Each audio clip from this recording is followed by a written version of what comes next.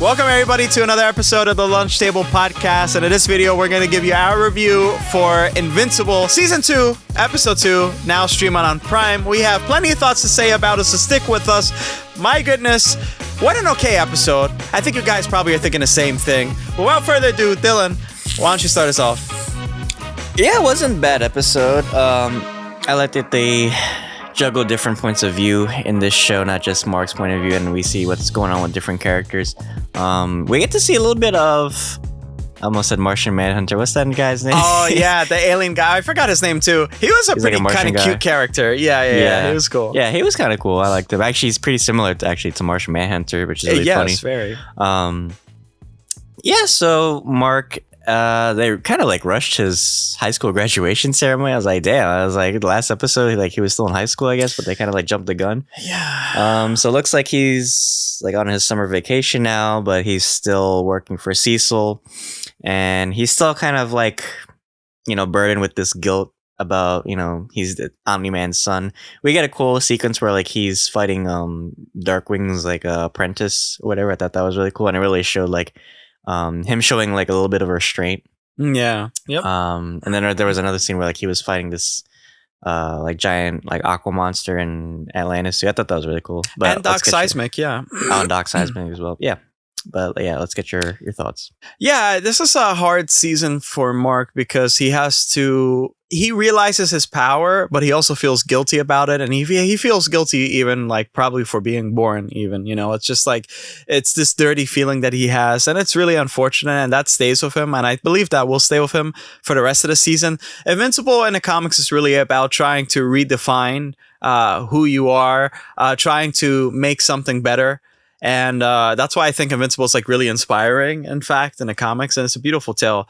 For this episode, for sure, it's okay. They were bouncing a lot back and forth. For some reason, I don't feel like I'll really remember this episode that well.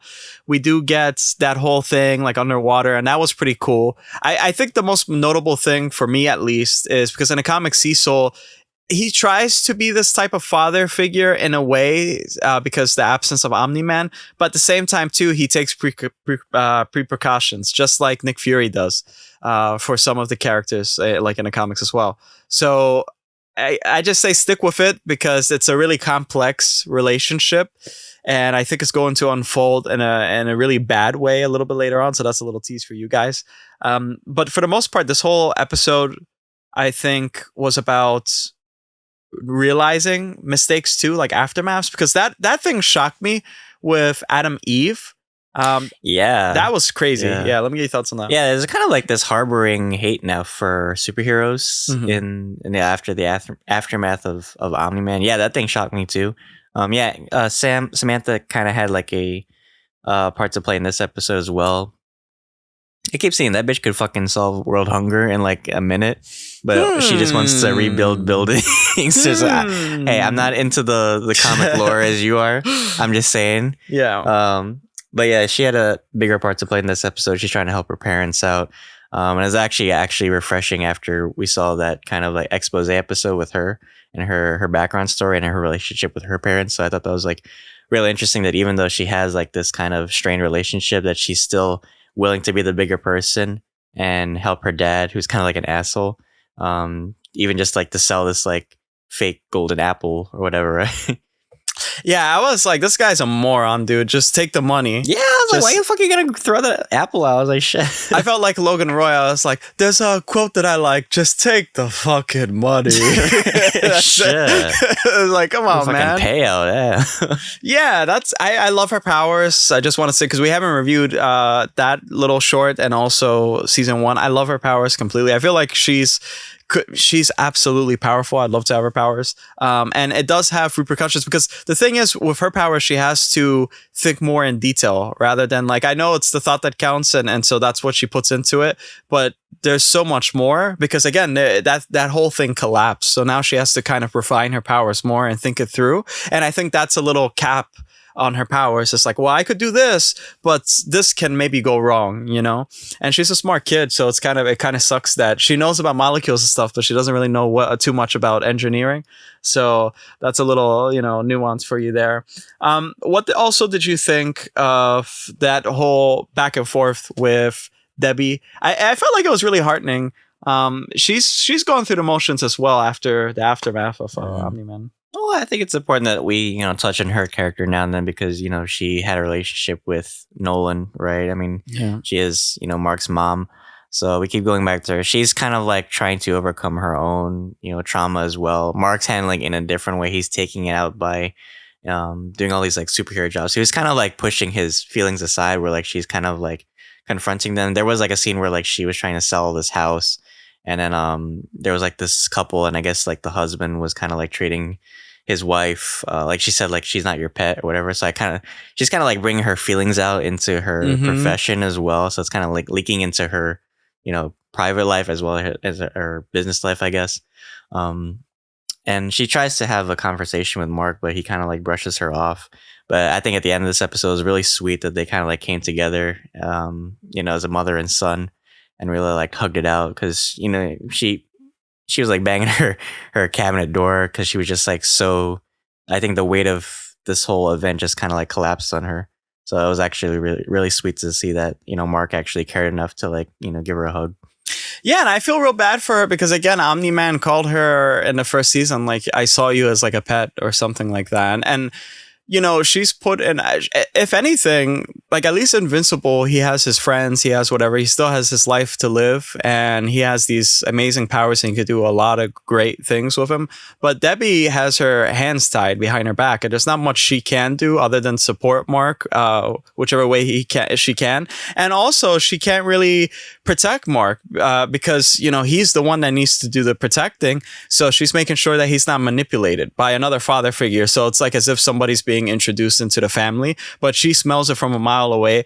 I just really like her character development, and I like where they're going with it. She does have like a good part to play in the comics, but I like how they're really polishing it in the show, and I do appreciate that, like letting the moment simmer in. And I think by doing that, when we get to the more explosive and dramatic moments, I think that's when we feel it more. So I kudos to them for that.